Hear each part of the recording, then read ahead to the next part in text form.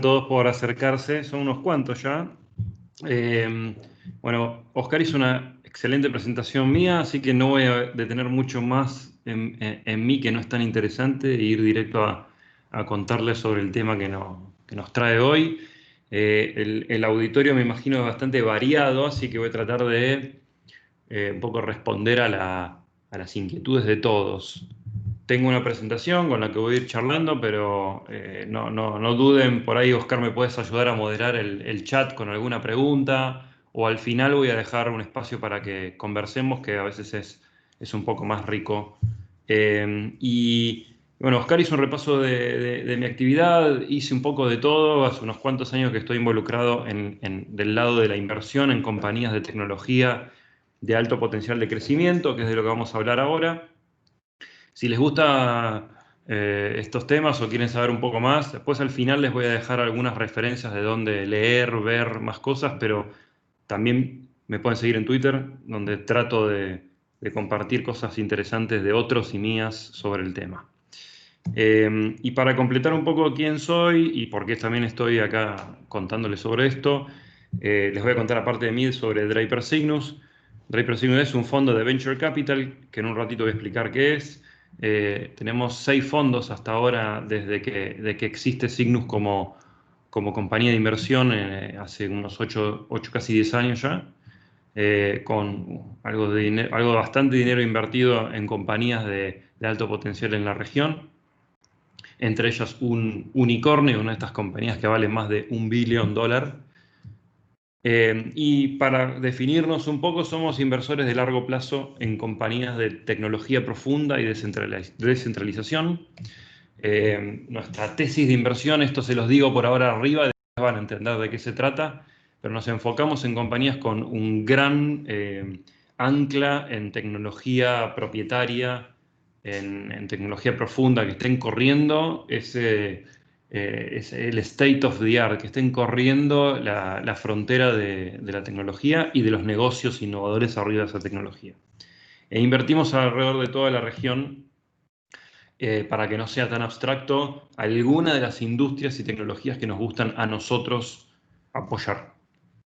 Industria 4.0, finanzas, gobierno, alimentación, salud, enterprise software, ciberseguridad, energía, colaboración y educación, y en tecnologías de convergentes que están aplicándose en este tipo de industrias. Y para que de vuelta no sea tan abstracto, después voy a contar algunos casos más, pero estas son algunas de las compañías que hemos invertido. OutZero es una compañía de identidad, que es este último unicornio argentino. Nosotros estamos basados en Argentina, en Buenos Aires, pero invertimos en casi toda la región, aunque naturalmente eh, la mayoría de nuestras redes están alrededor de Argentina. Pero ya les voy a contar que en particular nosotros invertimos en talento latinoamericano construyendo compañías globales. Y tenemos como socio a Tim Draper, por eso el fondo se llama Draper Cygnus. Tim Draper es un inversor en Silicon Valley, tercera generación. El abuelo y el padre están en esta industria desde hace años, un poco que fueron los pioneros de esta industria en Estados Unidos. Y es un gran socio para nosotros porque es una pata local en Estados Unidos, en Silicon Valley, y que además comparte con nosotros la visión de cómo creemos que va a ser el mundo. Y bueno, voy directo al contenido.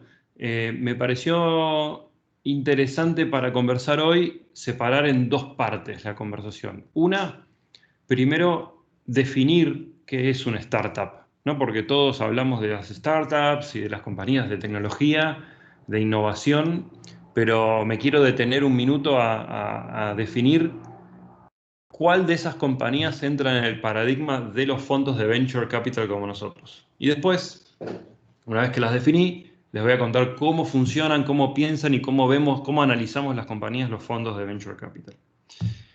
Bueno, ¿qué es una startup? No todas las compañías nuevas son startups. ¿Qué es una startup para mí, para un fondo de venture capital? Lo voy a definir con 3 grandes variables. En primer lugar, tiene que ser una compañía que desde el momento que en un café tomando un buen café colombiano, 2 o 3 emprendedores que están empezando a pensar en esa compañía, desde ese momento que escriben los bocetos del primer plan de negocios en una servilleta, están pensando en una escala global. O sea que identificaron un problema, una necesidad y creen que tienen una solución para un grupo de personas o empresas común en una buena parte del mundo. En toda Latinoamérica, en Estados Unidos, en Asia, en Europa o en todo el mundo. Y que el problema es con sutiles cambios, pero que se repite en forma importante. Entonces, ese es el punto número 1 para que una compañía empiece a acercarse a la industria del venture capital, que tenga escala global, un mercado enorme. Y el segundo punto es que van a intentar tener un rol importante en ese mercado global, o sea, ser uno de los, no sé si líderes, pero uno de las, digamos, empresas o servicios relevantes en ese mercado rápido. Rápido en el término de 5, 6, 7 años máximo. Este punto de la velocidad no es porque, no sé, porque somos millennials y nos gusta hacer las cosas rápido, sino porque generalmente esto está asociado a la ventana de oportunidad. Ese problema de escala global, si no son ustedes los que lo están llevando adelante y solucionando, lo va a hacer otro. Y otro va a tomar escala en forma grande rápido. Entonces, por eso es importante lo de la escala y lo de la velocidad. Y recién ahí creo, para mí, que podemos introducir el concepto de innovación. Invertimos en innovación no porque nos guste la innovación, sino que para mí es digamos, es una causa obligada porque es la única forma de que alguien o una empresa tome una escala global y lo haga en forma rápida, es teniendo fuertemente un ancla en innovación y tecnología, no solo en el producto o en el servicio, sino en los procesos, en todos los ámbitos de la compañía. Y para continuar con esta definición de una startup para Venture Capital, puedo hacer una comparativa con lo que podemos conocer como una compañía tradicional. Y acá hago una aclaración muy importante. No significa que tienen que hacer una startup. Hacer una empresa tradicional innovadora es muy valioso, a veces más inclusive, que construir una compañía como la que les estoy contando, una startup al estilo Silicon Valley. No tiene nada de malo, y esto es muy importante, porque como hay ciertas modas hoy de todos querer hacer estas compañías muy, digamos, innovadoras que salimos en las revistas y los unicornios, etcétera, no necesariamente hay que hacerlo, digamos, no compremos todo esa idea. Mi objetivo hoy es contarles cómo son ese tipo de compañías para que ustedes puedan, para adentro, definir si quieren hacer una compañía que entre en el paradigma de Venture Capital o si está la oportunidad de hacerlo, o no, y pueden hacer una muy buena compañía tradicional, pero con innovación. Y entonces acá hago una primera diferencia. No todas las compañías que tengan tecnología e innovación necesariamente son para Venture Capital. Que pueden hacer una muy buena empresa con base tecnológica que arranca desde Colombia, que después de algunos años termina de tener una buena parte del mercado colombiano y empiezan a ver a México y se van a Argentina y después de 10, 15 años están en Chile, Uruguay y el resto de Latinoamérica. Y eso es muy valioso y está muy bien e inclusive les va a ir, si son buenos emprendedores les va a ir bien y van a ganar plata, van a cumplir con su propósito de emplear gente y generar beneficios para la comunidad y la sociedad. Ahora, este es un dibujo bastante esquemático, tómenlo como eso, es un esquema, no representa literalmente la realidad, pero me ayuda a definir esas diferencias sutiles pero importantes entre una compañía tradicional, aunque tenga innovación, y una startup para venture capital. Fíjense cómo están en naranja esa curva de ventas y en azul el costo, los gastos de dar ese servicio o vender ese producto. En una startup, inherentemente por cómo han diseñado el modelo de negocio, con las tecnologías que están involucradas en la compañía o en el producto, en algún momento logran desafectar, o sea que no hay una correlación entre las ventas y el costo de dar servicio. En algún momento ese cliente nuevo que consiguen no implica un producto más para, o sea, un gasto más lineal, ¿no? En una empresa tradicional suele ser así. Para cada cliente nuevo gasto un poco más, ¿no? Para dar ese servicio o vender ese producto. Entonces, esto caracteriza a una startup. Logran encontrar esa salsa secreta donde pueden vender rápido y barato. El costo de vender es relativamente barato. No tienen que poner una oficina con un montón de vendedores en cada uno de los países y ciudades que quieren vender, como por ahí pensaríamos en una forma tradicional, sino que logran vender de una forma casi digital, aunque no tengan un producto digital. Y el costo de dar ese servicio o vender ese producto extra empieza a ser marginal. Este tipo de compañías que entran en el paradigma de una startup para venture capital, desde el punto de vista de la inversión y del capital que requieren para crecer y desarrollar la compañía, son muy intensivos. O sea que no van a levantar capital una sola vez y después con los ingresos del propio negocio, reinvirtiéndolos, van creciendo orgánicamente como puede ser una compañía tradicional. Sino que necesitan, como están corriendo todo el tiempo, primero en un proceso de investigación y desarrollo o de diseño del producto o de creación del producto y del servicio, gastando dinero sin tener ingresos, y luego porque corren todo el tiempo el punto de equilibrio, ¿no? Y una vez que llegan a ese punto de equilibrio, expanden de vuelta las operaciones, crecen en el mercado, por lo tanto, están siempre saliendo de esa zona de equilibrio. Entonces requieren capital todo el tiempo. Y por eso van a organizar rondas de inversión a lo largo del tiempo y en varias oportunidades. Típicamente, así como está ahí, se les llaman esas rondas, series Seed, series A, series B, C, D, le ponemos letras. Y es típico pensar en una ronda de estas cada un año, entre 1 y 2 años, por ejemplo. Entonces vas a empezar con algo de financiamiento de un inversor ángel o de algún amigo, conocido, jefe, etcétera, para ese primer pasito de desarrollo.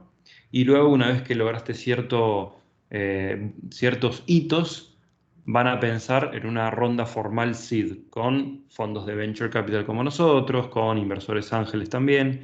Y una vez que lograron otros hitos, van a pensar en una serie A y luego una serie B. Y en algún momento, esperamos, todos los que invertimos, y acá les tiro alguna pista de cuál es mi negocio es invertir en etapa temprana en esa compañía, y en algún momento, no sé cuándo, porque los fondos no tenemos control sobre las compañías, en algún momento tu compañía como emprendedor probablemente se venda a otra compañía más grande o salga a cotizar a la bolsa. En ese momento, luego de 5, 7, 10 años, es donde los inversores recuperan su dinero. Y si hicimos bien todos el trabajo, los inversores y los emprendedores lo multiplicamos y pudimos hacer rendimiento a nuestros inversores. Y algo muy importante, que a veces no todos lo saben, pero es importante decirlo, la industria de venture capital es una industria de inversión minoritaria y no controlante. O sea que nuestra inversión no toma una participación accionaria de la compañía en que invertimos en forma mayoritaria y definitivamente no controlamos la compañía. Es una inversión en talento, en los emprendedores. Yo quiero que ellos, o ustedes como emprendedores, lleven adelante la compañía hasta ese momento en que es grande.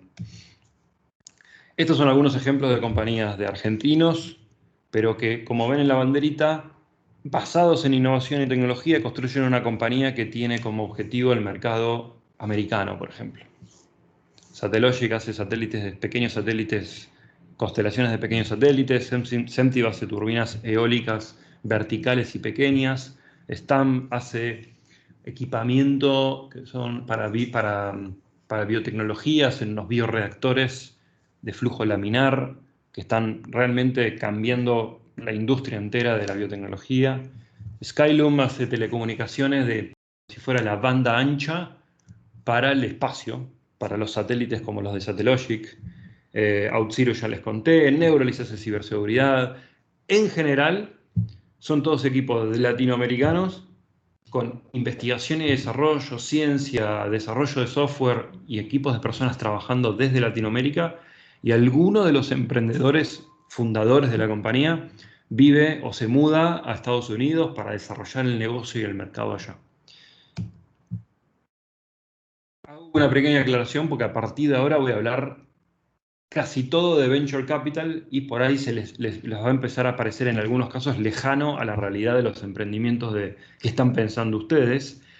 Tomen igual mucho de varias de las cositas que les voy contando para un emprendimiento normal, tradicional, más local si quieren, aunque tengan innovación, porque hay buenas prácticas que están buenos permearlas hacia los negocios tradicionales.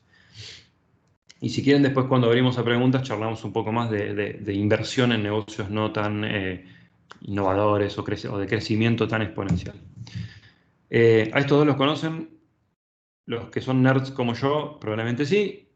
Son Steve Jobs y Steve Wozniak, cuando eran muy jovencitos en Silicon Valley. Estos dos muchachos estaban en el momento correcto, en el lugar correcto, y además eran personas fuera de serie. No estaban en el promedio de los jóvenes o profesionales, ¿no?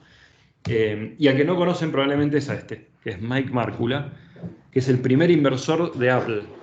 Es un inversor ángel que no solo invirtió dinero, sino que en este caso, aunque no pasa siempre, lideró la compañía. Fue el primer CEO de la compañía. Les cuento estos ejemplos para que den alguna idea de cómo ha funcionado esta industria con compañías, por ejemplo, que conocen. Uber, todos la conocemos, la han usado probablemente. Este muchacho que ven ahí, Chris Fralick, es un inversor ángel. Él de su bolsillo invirtió en Uber en una de las primeras rondas de Uber. Fíjense qué bien que le fue a él invirtiendo en Uber, cuando Uber después de 9 años, ojo, mucho tiempo después, no un par de añitos, o cuando él quiso, no tenían nada más que esperar y muchas veces Uber estuvo cerca de que no funcione en esos 9 años, pero después de 9 años, al Uber salir a cotizar en la bolsa el año pasado, él logró salir de su inversión y multiplicó por muchas veces ese dinero. Ese mail que ven ahí es el mail donde Chris Fralick decide invertir en la compañía, pero hay otros del grupo de inversores ángeles que dijo que no, que pasaban, que no les parecía que iba a ser tan grande esto de los taxis para VIP. Y acá a la derecha ven esta historia que les conté antes de series de inversión para el caso de Uber. Fíjense cómo empezó en esa que dice Angel Round de 4 millones. En esa es la ronda en la que invirtió Chris Fralick y otros inversores ángeles como están en la lista de la izquierda. Pero fíjense cómo a lo largo de los años fueron levantando distintas series de capital, cada vez más volumen de dinero y una valuación de la compañía más alta también, hasta que después, más adelante, cuando ya son compañías grandes como, fíjense, la serie D, E, a partir de ahí ya es un negocio de grandes fondos de financiamiento que están más cerca del IPO, del salir a cotizar a la bolsa, entonces cambia un poco la lógica, pero nuestro ámbito de inversión, el nuestro, de Draper Cygnus y de la mayoría de los fondos de Venture Capital de Latinoamérica, está en las primeras rondas, ahí en las rondas de 200, 1 millón, 4 millones, 50 millones. ¿Hasta acá bien? ¿Quieren hacer una pequeña pausita con alguna pregunta? Si alguien tiene alguna pregunta, puede levantar la mano o la escribe en el chat. Entonces, voy entonces a ayudarlos a entender qué es un fondo de Venture Capital. Los fondos, igual que las compañías, levantamos capital. Nosotros como gestores del fondo, en este momento, por ejemplo, nosotros estamos levantando un fondo nuevo. Eso significa que estoy conversando en este momento con un montón de potenciales inversores, familias, empresarios, familias con dinero, grupos de empresas grandes, fondos gubernamentales soberanos, fondos de pensión, ese tipo de instituciones medianas, grandes o familias o empresarios con dinero que invierte en un fondo como el nuestro para luego nosotros a lo largo de unos cuantos años para adelante, que ahora les voy a contar, vemos, buscamos, evaluamos e invertimos en compañías de emprendedores innovadores. Algo muy importante que quiero que se lleven de la charla es que en toda la industria de Venture Capital, tanto las compañías como los inversores, casi todos, no casi todos, todos los que hacemos bien este trabajo, o creemos que hacemos bien este trabajo, pensamos de una forma que no es la tradicional en la que en general nos enseñan en la universidad, en la secundaria, en los trabajos a pensar. Casi todo en los ámbitos normales o tradicionales, profesionales, y en el día a día de nuestras vidas también, lo pensamos generalmente con la curva azul, ¿no? Tratando de encontrar promedios, tratar de explicar las cosas con lo que pasa alrededor del promedio de una cantidad de compañías, de un portfolio de inversión, de cómo pensamos que van a ser la distribución de nuestros clientes en una empresa. Pero la realidad de este tipo de compañías y del ámbito de inversión nuestro es que pensamos de una forma exponencial. Van a ver que se repite mucho la curva exponencial donde parece que no crece y de repente crece mucho. Pensamos en forma de Pareto, para ponerlo de otra forma, en esto del 80-20. Ahora voy a dar un ejemplo de qué significa esto. Es muy importante que entiendan los plazos de esta industria. Yo como un fondo, el fondo nuestro está estructurado como es típicamente en la industria en 10 años. O sea que nuestra inversión no es de corto plazo, tampoco es de 50 años para adelante. Tenemos un horizonte de tiempo de inversión de 10 años, donde una vez que yo levanté mi fondo de inversión, hoy por ejemplo estamos tratando, tenemos un objetivo de tener 30 millones de dólares para invertir entre $200.000 y $1 millón por compañía. Cuando tenga ese fondo levantado y operando dentro de unos meses, a partir de ahí vamos a trabajar nosotros durante 5 años en buscar los mejores emprendedores de Latinoamérica que estén construyendo compañías globales. Así que no vamos a invertirlos todos, ni el primer año, ni todos el último, sino a lo largo de este tiempo. Por lo tanto, es un proceso largo. Y que luego esperamos, porque no tenemos control, de que esas inversiones que hicimos en esos 5 años, en algún momento de los siguientes 5 años, suceda este evento que les conté antes de liquidez, donde se vende la compañía o sale a cotizar a la bolsa. Moraleja, cuando vayan a ver a un fondo de inversión, pregúntenles en qué año están del proceso de inversión. Porque probablemente las decisiones de ellos no sean las mismas si están en el año 1 o si están en el año 5. Por ejemplo, si ustedes están en una compañía y están recién empezando, un fondo que está por el año 5 de inversión probablemente no invierta en ustedes, aunque sea una buenísima compañía. ¿Por qué? Porque probablemente no den los tiempos para que recién están empezando, crezcan todo lo que tiene que crecer, tengan ese evento de liquidez en el periodo de ese fondo. Es una pregunta muy importante en la relación de ida y vuelta de los fondos. Yo después les voy a recomendar un videito donde hablo de cómo relacionarse con fondos de Venture Capital, cómo construir una relación con ellos, para no ser después, pero un gran tip es que son relaciones a mediano y largo plazo. Empiecen a conversar con los fondos, tengan o no tengan todavía claro la estrategia de financiamiento. Porque hay una gran asimetría de información entre ustedes, los que emprenden, y los fondos. Por el simple hecho de que nosotros vemos muchas compañías todos los días. Entonces, tengo información del mercado confidencial, pero que yo puedo tomar en forma agregada.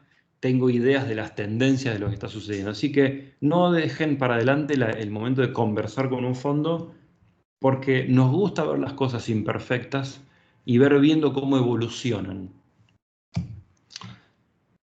Y la realidad, para que ustedes se metan un poquito en la cabeza de los fondos para entender cómo relacionarse, este es el objetivo un poco de esta parte de la charla, es que nosotros vamos a administrar el dinero del fondo y hacer, por ejemplo, unas 20-25 inversiones a lo largo de esos 5 años, en 20-25 compañías. Nosotros esperamos de que cada una de esas compañías en forma individual tenga el potencial de retornar el capital entero del fondo. Por lo tanto, tenemos un sesgo muy fuerte a compañías que tienen un altísimo potencial o casi ilimitado potencial de crecimiento. Entonces no administramos riesgo, no tomamos una decisión de, invertí en esta que es muy riesgosa pero con un potencial enorme, pero ahora voy a invertir en una que por ahí el potencial no es tan grande, pero tengo más certeza de que va a suceder. Bueno, esa última decisión no se toma generalmente, no se toma en realidad. Y lo que va a pasar, o lo que esperamos que va a pasar, porque es lo que pasa, es que de las 25 compañías que invertimos, una o dos van a realmente ser grandes y que exitosas. 3 o 4 o 5 van a ser buenas compañías y nos van a dar un rendimiento moderado pero bueno. Y el resto probablemente quede en el camino. Quede en el camino literalmente, o sea que no logren pasar ese abismo de la que se habla siempre en las compañías y cierren, digamos. Y otras que van a quedar en un estadio de crecimiento amesetado, que es bueno en términos de negocio para los emprendedores, no termina de ser bueno para los inversores. Y no está mal eso es lo que, así es, como, es lo que esperamos que suceda. Por lo tanto, nosotros, como les dije antes, vamos a empezar siempre en maximizar el upside, en la potencial de crecimiento. No pensamos en minimizar la pérdida. Buscamos compañías que tengan potenciales de crecimiento enorme. Y enfatizo la palabra potencial, porque ahora les voy a contar cómo elegimos las compañías y van a ver que es una decisión muy imperfecta. No esperamos que esté todo resuelto. Hay mucho análisis de lo que puede ser que pase. Antes que se me desmotiven un poquito y hablar Daniel, de la sí. evaluación, Por acá veo como eh, una pregunta, si quiere a ver, la hacemos para que, pues no dejarlo para lo último. Veo a Mateo Uribe. Mateo, si quieres, enciendes el micrófono, por favor. sí, Listo. Hola Daniel, ¿cómo estás? Mi pregunta va enfocada como cuando hablas ahí de que hay un riesgo grandísimo y que una parte de las compañías en las que invierten pues fracasan y terminan cerrando su empresa. Quería saber cómo, bajo qué cláusulas invierten ustedes y pues como qué cláusulas de compromiso tiene el emprendedor frente a los fondos de inversión. bueno, para aclarar eso, voy a enfatizar esto de que invertimos de una forma no controlante. Hay cláusulas, generalmente son compañías que tienen, aunque son por ahí pocos emprendedores, ya tienen una pisada internacional, entonces son compañías que están constituidas en Estados Unidos como holding, como controlante de por ahí una filial en Colombia, una filial en Argentina, y desarrollan su negocio. Por lo tanto, la mayoría de todos estos contratos y la ley que aplica es Estados Unidos, es americana. Es normal que una compañía arranque en Colombia y cuando nosotros invertimos es por ahí es el momento donde están haciendo esa expansión a internacionalizarse, a empezar a internacionalizarse. Entonces se convierten en compañías americanas, por decirlo de una forma. Y no lo piensen en términos de donde, digamos, a ver, somos socios. Yo cuando invierto soy un accionista más de la compañía. El fondo nuestro es socio de la compañía.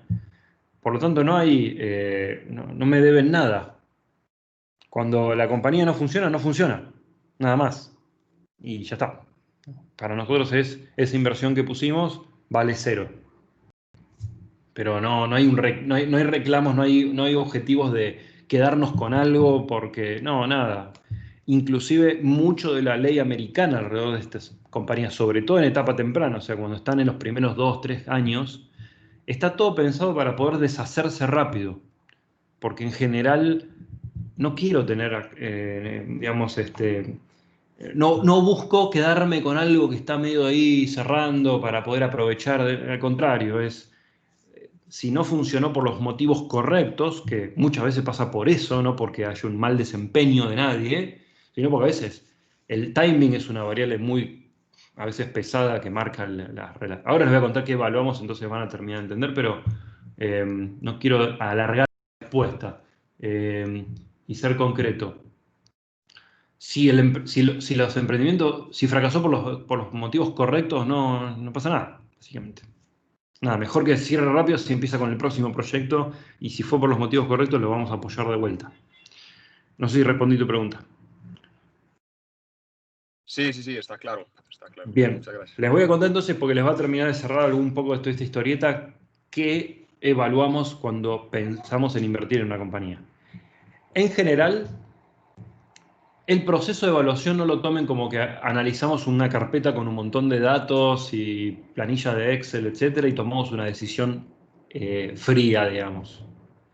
Generalmente es un proceso de construcción de una relación que a veces lleva años, a veces lleva meses, y no por burocráticos, sino porque ahora van a entender dónde está el foco del análisis de la compañía, que son adelantos, son las personas.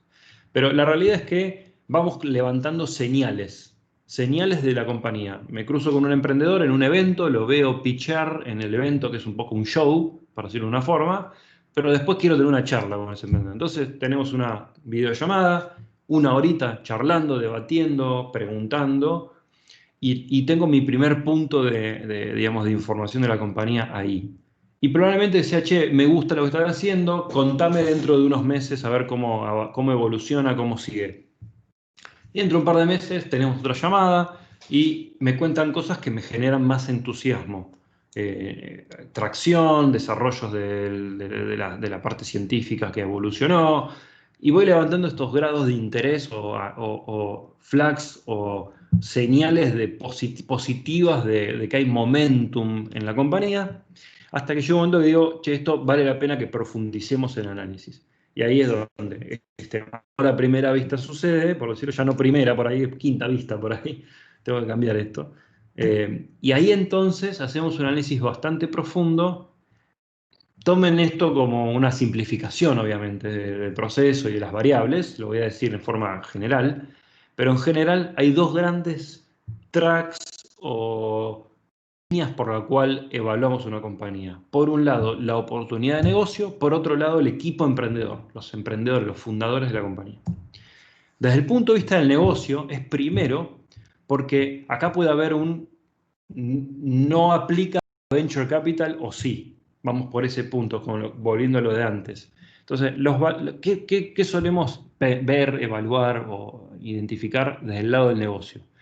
Primero, el tamaño del negocio, tamaño del mercado. Generalmente cuando las compañías, por la tecnología, el modelo de negocio, lo que están proponiendo innovador, generan una mejora de varios órdenes de magnitud en una industria, en los costos de fabricar un producto, en los costos de dar el servicio, el principal costo de fabricar tal producto o de la cadena productiva de una industria, donde facilitan órdenes de magnitud la experiencia de un usuario y por lo tanto la adopción, ahí es donde generalmente hay una buena oportunidad desde el punto de vista del tamaño. Sobre todo cuando hay un problema recurrente, o sea que no es un problema que Daniel tiene una vez en su vida, sino que tengo muchas veces a lo largo del tiempo y que es recurrente. Entonces ahí generalmente hay un problema y una solución de un negocio que puede ser recurrente también, y eso genera generalmente buenos negocios. Idealmente que esté embebida dentro de un mercado, una industria que es grande además, que no solo tu negocio puede mover muchos millones de dólares, sino la industria en la que está mueve muchos millones de dólares, e inclusive mejor aún, o buscamos donde inclusive hay crecimiento interanual de esas industrias. Hacemos mucho foco en la tecnología, estoy hablando creo que hay distintos abanicos en el mundo de fondos de venture capital. Algunos que buscan tecnologías muy innovadoras de punta como nosotros, que no es lo normal. La mayoría de los fondos de venture capital buscan empresas de tecnología, pero por ahí con tecnologías no tan de frontera, pero con mercados a desarrollar. En Latinoamérica la mayoría de los fondos de venture capital buscan un grado moderado de innovación, o sea, de tecnología e innovación siempre, pero no están reinventando una tecnología, están aplicando tecnología innovadora para un mercado latinoamericano. Nosotros como fondo, por ejemplo, al revés. Nos especializamos en tecnologías de frontera que están corriendo a la frontera, pero con mercado afuera de Latinoamérica y Latinoamérica también. Entonces, después parte del análisis es entonces en la propiedad intelectual, en cuán fundada está en barreras de propiedad intelectual, si tiene sentido o no, a veces no tiene sentido, la propiedad original de esa tecnología. Y una gran variable de análisis tiene que ver con el timing, o sea, el momento de convergencia o de madurez tecnológica, momento de adopción del mercado. Creo que con lo del timing no hay mejor ejemplo de lo que pasó este primer semestre del año 2020 con la pandemia, donde nosotros estábamos invirtiendo en compañías que esperábamos que tengan mayor desarrollo en los próximos 3, 4 años y se aceleró brutalmente a hoy. Ese es un efecto positivo en este sentido para nosotros como industria y para las compañías. A veces puede ser lo contrario, donde el error de la compañía y de nosotros en invertir es que pensábamos que va a ser en 2 o 3 años y pasa en 7. ¿Por qué? Porque las tecnologías no avanzaron a la velocidad que esperábamos o porque avanzaron y están disponibles, pero todavía hay fricciones culturales en el mercado. Por ejemplo, Zoom y la tecnología de Zoom o de Teams, como estamos usando ahora, ya existía hace 2 años, hace 3. No cambió mucho ahora, en enero, febrero, marzo, abril de este año. Pero todavía había ciertas barreras hasta culturales de las compañías en usarlas, ¿no? Porque no estaba instaurado el trabajo remoto. Bueno, eso era una variable que alargaba el tiempo de éxito y de crecimiento exponencial de esas compañías. Pasó lo que pasó y hoy de repente se trajo, pero fue abrupto. Y algo muy importante que evaluamos es la competencia, pero no lo piensen en competencia directa o el producto sustituto tradicional, sino también a veces en las tendencias más macro. Ejemplo concreto. Yo como fondo de Deep Tech, ¿qué invierto? En una compañía de Internet de las cosas, de electrónica conectada para las vacas, para que optimiza la crianza de vacas para carne, o invierto en la empresa de biotecnología que está creando carne cultivada en laboratorio. Que si eso crece como tiene que va a crecer, directamente elimina la otra o cambia abruptamente la otra industria anterior, ¿no? Y el último punto que evaluamos es qué chances vemos, improbables, pero posibles o plausibles, de que esta compañía en algún momento crezca tanto que haga un IPO en la bolsa en Estados Unidos, o en Japón, o en UK, o que las compre otra compañía más grande. Y si juntamos bastante, o casi todos, te diría, todos los checks de estos puntos, entonces decimos, bueno, acá hay una buena oportunidad. Vamos a la parte más importante ahora, analizamos al equipo emprendedor. Voy rápido para dejar lugar a las respuestas. Son las 12:11 ya, en Buenos Aires. Ustedes tienen 2 horitas menos. El equipo emprendedor, primero. Si hay 7 socios, 7 emprendedores, 7 amigos de la universidad emprendiendo juntos en este proyecto, probablemente no funcione. Si hay uno solo, tampoco. Cuando hay uno solo es porque probablemente esa persona sola, a veces nos encontramos con gente fuera de serie, no tenga todas las habilidades completas de todos los ámbitos completos para poder liderar una compañía de este tipo. Pero por el otro lado, si hay 7 emprendedores juntos en ese proyecto, muy probablemente sobren algunas habilidades e inclusive lo más importante es que en los próximos años probablemente no estén 100% alineados los intereses de los 7 y se peleen, para hacerlo crudo. En general, 2 o 3 es el número mágico. Muy importante que entre esos 2 o 3 emprendedores haya una buena amplitud en experiencia y en habilidades, blandas y duras.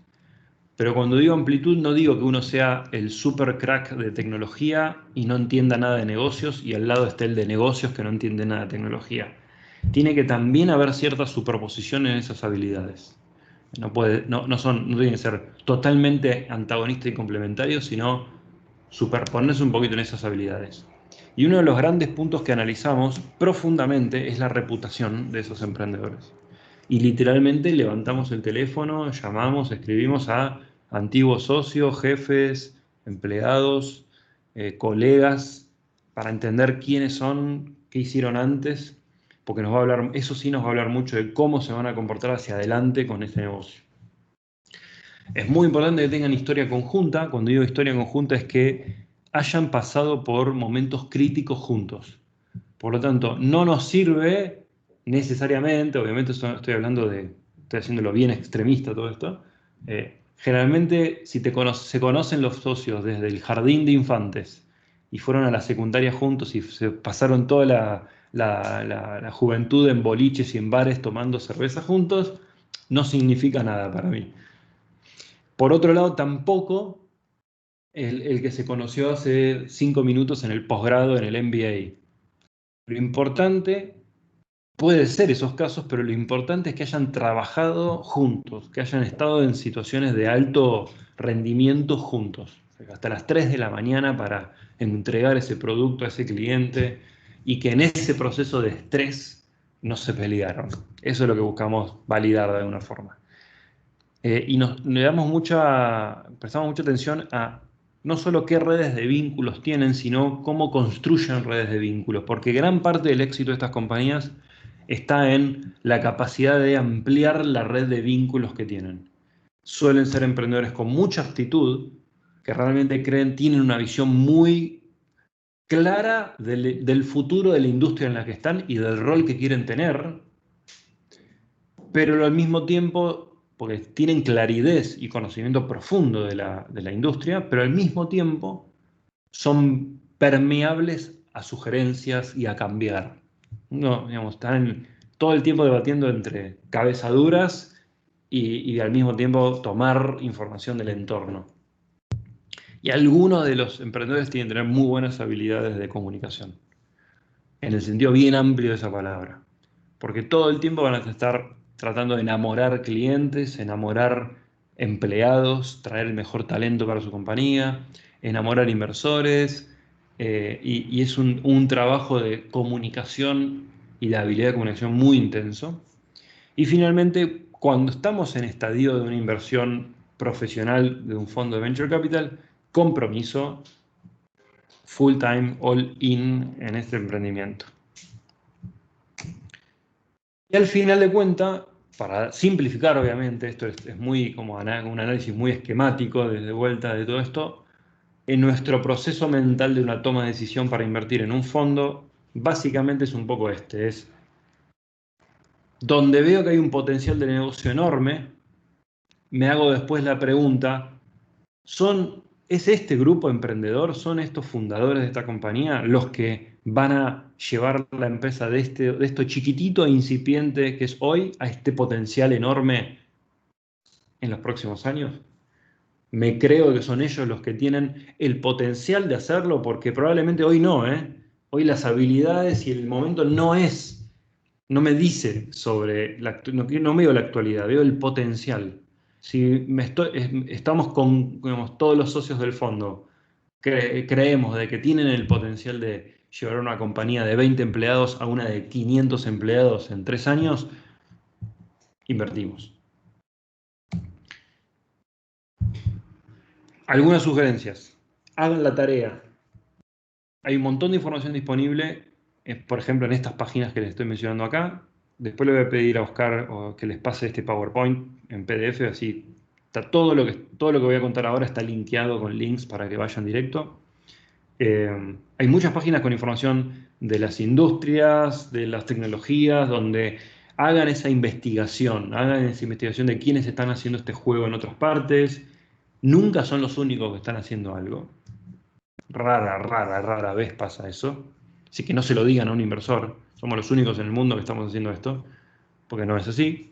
Tengan un conocimiento profundo de lo que está pasando en nivel de tendencias. Y acá es un lugar donde pueden encontrar este tipo de información.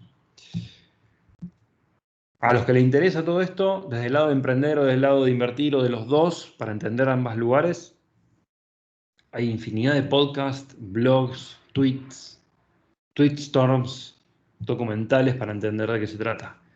Les sugiero que vean el documental Something Venture, que habla de cómo inició toda esta industria del Venture Capital en los 60, 70, 80.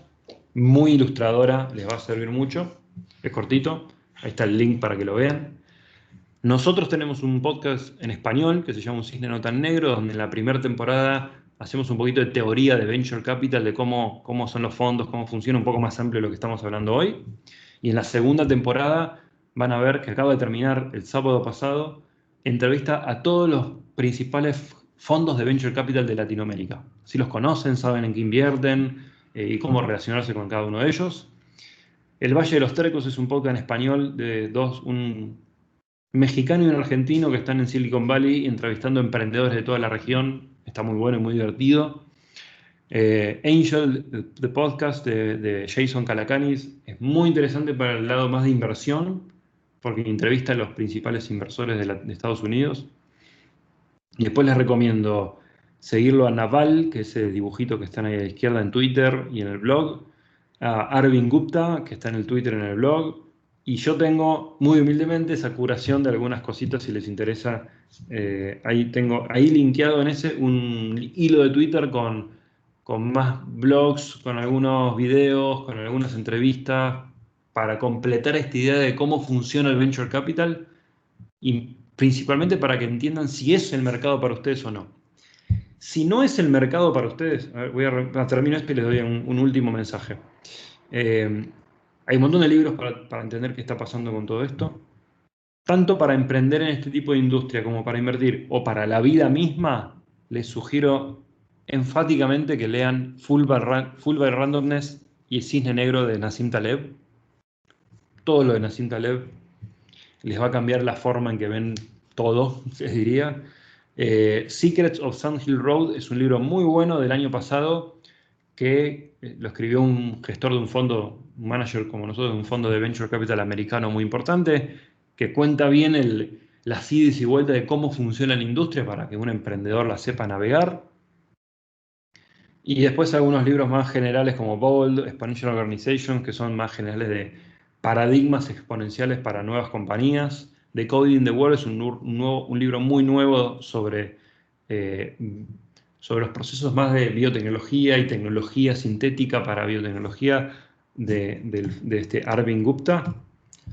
Y para entender un poco de futuro, nosotros como fondo estamos siempre parados en el futuro y ver cómo va evolucionando para esos 5, 7, 10 años para adelante. Ustedes como emprendedores creo que es muy bueno que lean muy bien ese futuro.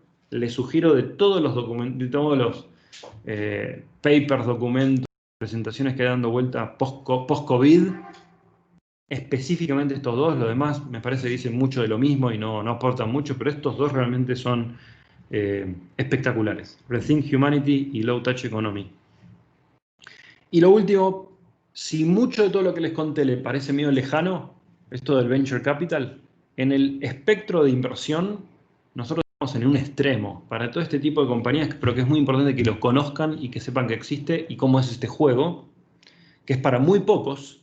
No se desanimen, porque para todas las demás compañías hay un gran abanico de grises de otros tipos de inversores. Después de los fondos de Venture Capital tradicionales como el nuestro, van a encontrar un buen lugar con los fondos corporativos de Venture Capital, o sea, las ramas de inversión de Venture Capital de las corporaciones, que generalmente invierten con una tesis no tan sesgada a esto de gran negocio enorme y le meten un poco de estrategia de inversión alrededor del negocio propio de la corporación. Entonces es un buen lugar donde ir a buscar capital para una compañía que es innovadora, tiene un mercado interesante, pero por ahí no está en ese extremo como les estoy contando. Y después está todo el abanico de inversores privados, empresarios, empresas medianas, que hoy están bastante más, al permearse toda esta industria nuestra de Venture Capital, están entendiendo algunas reglas de cómo relacionarse con compañías como las que ustedes por ahí quieren hacer, de una forma bastante más saludable, no tan controlante o de meterse en la gestión, sino de toda esta industria tiene ese sesgo de creativo, constructivo, de crear cosas y no de controlar. Eso es todo para mi monólogo. Me pueden escribir, me pueden mandar un mensaje directo en Twitter, estamos bastante accesibles.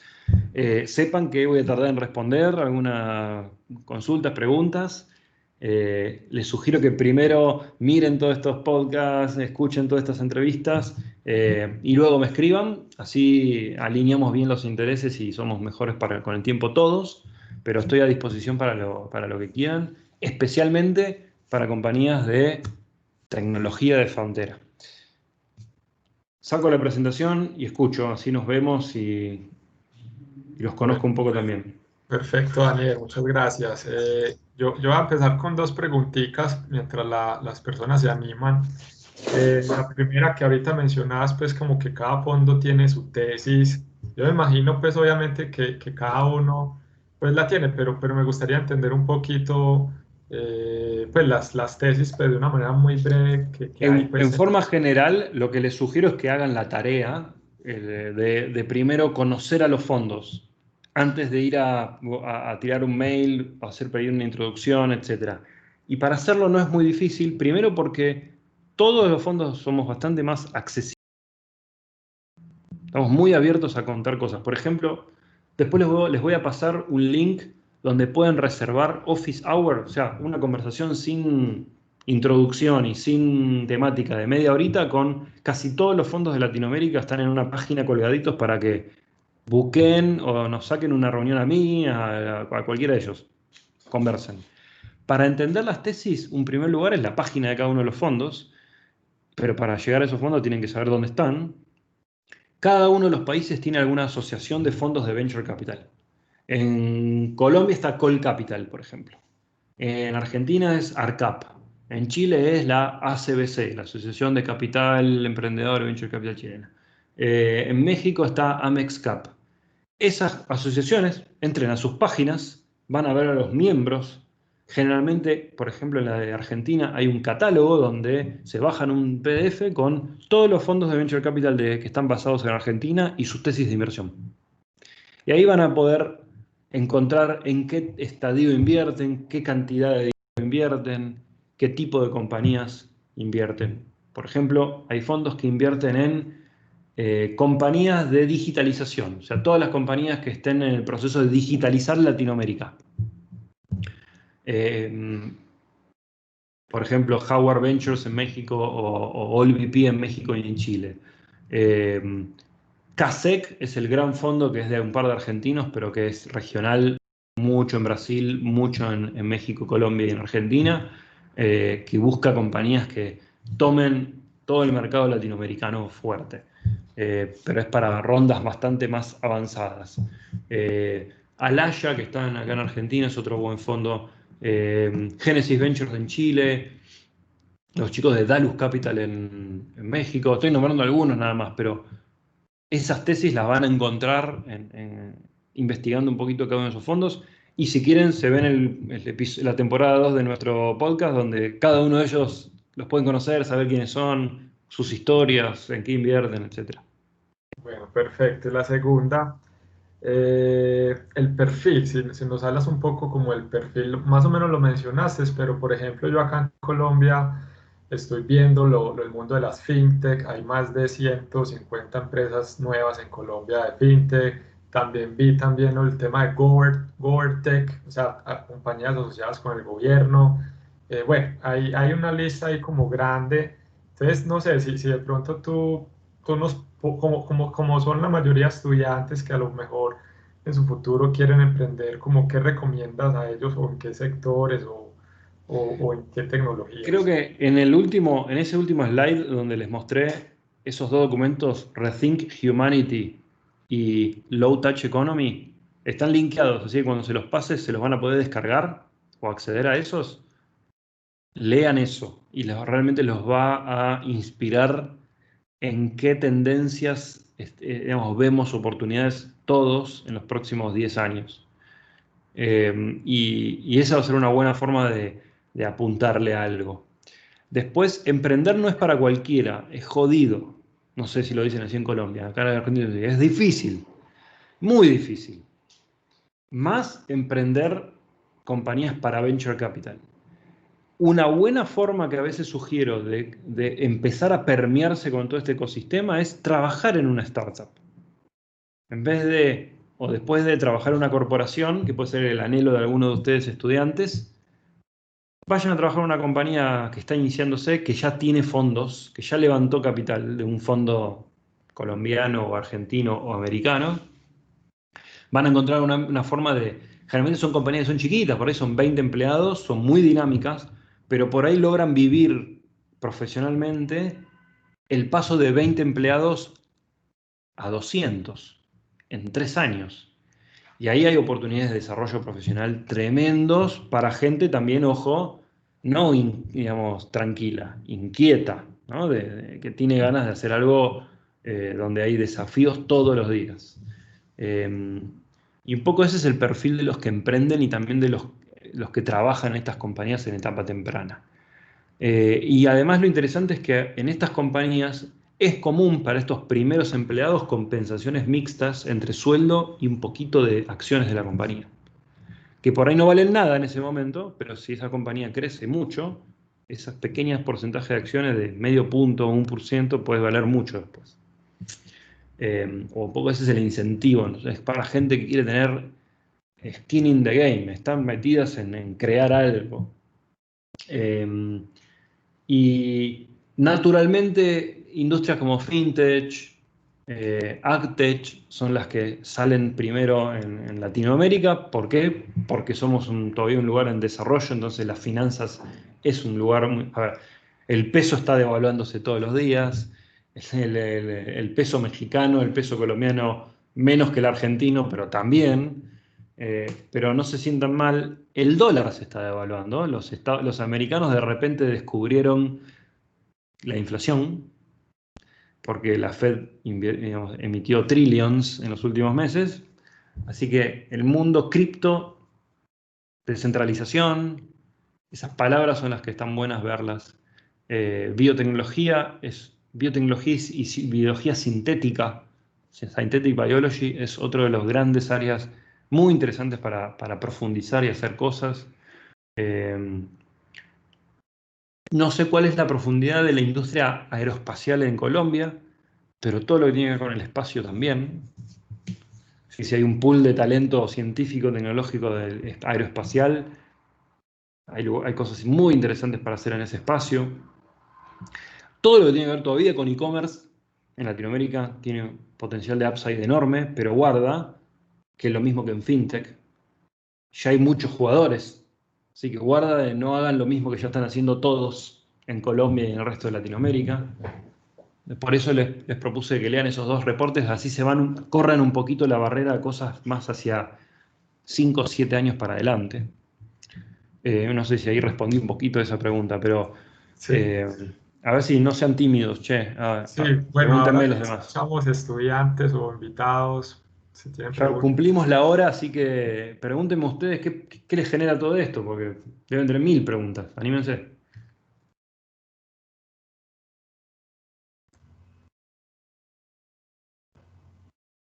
Rafael, Por acá ya, abran micrófono directo, abran micrófono Rafael, y dale. pregunten.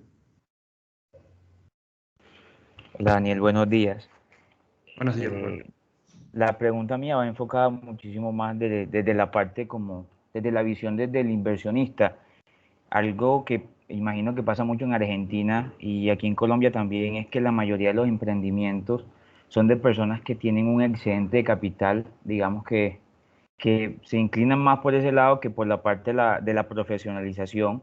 Entonces, digamos que existen profesionales con muchísimas ideas, pero que les falta ese capital y hay personas que tienen el excedente de capital y deciden emprender. Entonces, en la comparativa de las ideas en el que de pronto empieza con poco capital, pero tiene digamos que los conocimientos porque es profesional o porque los ha adquirido, entonces desde uno como pues el inversionista inclinarse de pronto a qué sentido desde el emprendimiento que tiene el capital pues se visiona o de esa persona que tiene la idea A ver, pero digamos que el capital no. si entiendo la pregunta, estás diciendo como que la mayoría de los emprendimientos son de personas que ya tienen plata, así de una forma. No digamos que como tal tienen, pero digamos que tienen un excedente que les permite pues iniciar. Muchas de las personas que quieren emprender se encuentran con la barrera de que no tienen el Bueno, capital para iniciar. la realidad, y esto por eso les dije que emprender no es para cualquiera, pero no es que haya, digamos, nunca hubo un mejor momento para emprender que hoy, y que las barreras de accesibilidad son mucho más accesibles que antes. Ahora, igual, emprender, el que emprende conlleva un riesgo muy grande, porque va a poner capital. Si no tiene nada, nada, nada de capital, por ahí es mejor ir a trabajar en una buena compañía innovadora si quieres meterte en esta industria. y después emprender. Si tenés algo de capital o conseguís algo de capital, para empezar un negocio, aunque nunca fue más barato y fácil, igual algo hay que poner para arrancar. Y el emprendedor tiene que ser el primero que arriesga para que otro también arriesgue, ¿no? Porque después, si nadie va a invertir en una compañía, si el propio emprendedor todavía no invirtió todo lo que tiene, o buena parte de lo que tiene. Y a veces no se necesita mucho. A veces la inversión es el costo de oportunidad, es dejar de ganar plata, es renunciar a un trabajo, dejar de ganar plata y empezar a emprender. Y en general, yo estoy hablando de la inversión privada profesional, digamos, ya cuando algo ya empezó y está caminando. El gran problema de muchos es empezar a caminar. Y generalmente el primer lugar de capital para invertir en una compañía viene de gente que confíe en esa persona. Es la lista de 20 personas que vos conocés, Rafael, que sabés que pueden tener un excedente de dinero, que confían en vos y que no importa lo que vas a hacer, van a apostar en vos. Ese es el primer lugar donde ir a buscar dinero para empezar una compañía. Después de eso, cuando ya tenés algo, empezaste a caminar, empezaste a tener algún cliente o desarrollaste el producto, empezaste el proceso de investigación y desarrollo del producto tecnológico que estás haciendo y ves que tenés cierto hito importante que conseguiste, ahí podés empezar a construir unas relaciones con fondos o con inversores profesionales. El que tiene ya un excedente de dinero importante también va a ser lo mismo, porque lo que realmente pasa y nosotros no dejamos de ver compañías de ningún estadio, de ningún lugar, porque no necesariamente el que tiene plata le va a ir bien, ni el que no tiene plata le va a ir mal. Encontramos, digamos, pepitas de oro en todos lados. Y a veces encontramos malos emprendedores con dinero y no invertimos. Y malos emprendedores sin dinero también. Digamos. No hay un sesgo hacia el dinero, hay un sesgo hacia el talento realmente, por lo menos en esta industria. Toda esta industria que está madurando en Latinoamérica, por lo tanto, se han encontrado por ahí con un abanico de inversores de todo tipo. Bueno, parte de mi trabajo es educar a inversores también, para que entiendan mejor cómo relacionarse con alguien que está arrancando. ¿Respondí? Gracias. Sí, ¿alguien más se anima? Juan. Bueno, ahí está Juan Camilo. Buenos días, Daniel. Yo te quería preguntar más que todo sobre el monitoreo de estas inversiones. De pronto en el equity uno sigue el precio de la acción y pues tiene como un sentido qué está pasando en la compañía. Cambio en este tipo de inversiones de capital privado, ¿cómo es ese seguimiento? ¿Qué hay que hacer? ¿Hay un equipo destinado a esto? Para ver si me puedes contar un poquito sobre eso. Sí, enfatizo esto de que es una inversión no controlante. Yo por ahí invierto desde el fondo $500.000 por el 10% de la compañía, por ejemplo. Por lo tanto, soy un accionista minoritario de una inversión, lo voy a aclarar porque no lo dije explícitamente, pero es como dijiste, es privada. Por lo tanto, ninguna de estas compañías cotiza en bolsa. No hay un precio de la acción que todos los días cambia. Hay un precio implícito de la acción cuando invertí y después por dentro de un año, cuando hay otra ronda, se da otro valor de la compañía porque pasaron cosas y hay otro inversor privado profesional que puso dinero, evaluación, si las cosas fueron bien, mayor. En el medio, la forma de seguimiento es simplemente a través de, espero por lo menos un reporte de la compañía trimestral de cómo vienen las cosas.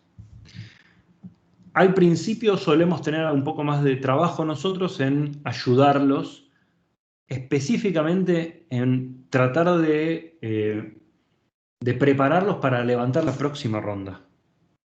Nuestro gran expertise, generalmente los fondos, está en el financiamiento. Entonces, los ayudamos a levantar, a conectarlos, a hacer introducciones con los próximos inversores, con el próximo fondo de Venture Capital más grande que va a liderar la próxima ronda.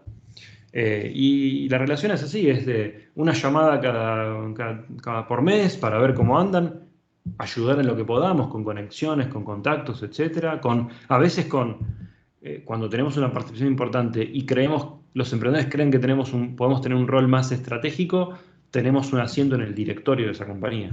y estamos más involucrados a nivel directorio, nunca operando, nunca tomando decisiones nosotros, sino ayudando a los emprendedores a tomar decisiones a veces. Muchas gracias, Daniel. Bueno, perfecto. No, pues dando también como cumplimiento con el tiempo, pues muchas gracias a todos los participantes. De nuevo, gracias a Daniel, al profe Javier Vicente, a todos pues por asistir y bueno, nos estamos viendo con estas charlas continuamente.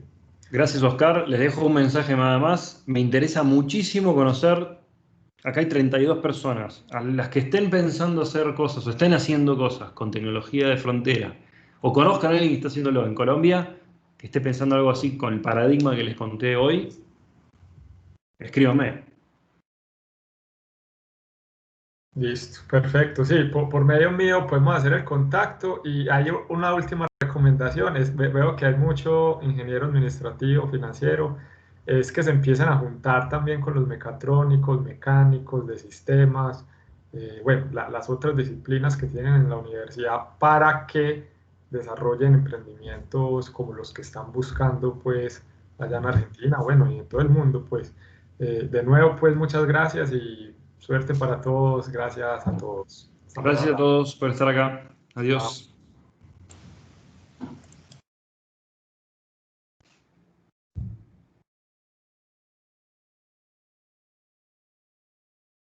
Bueno, Daniel, me voy a desconectar. Entonces, muchas gracias de nuevo. ¿Listo? Gracias. Bueno, chao.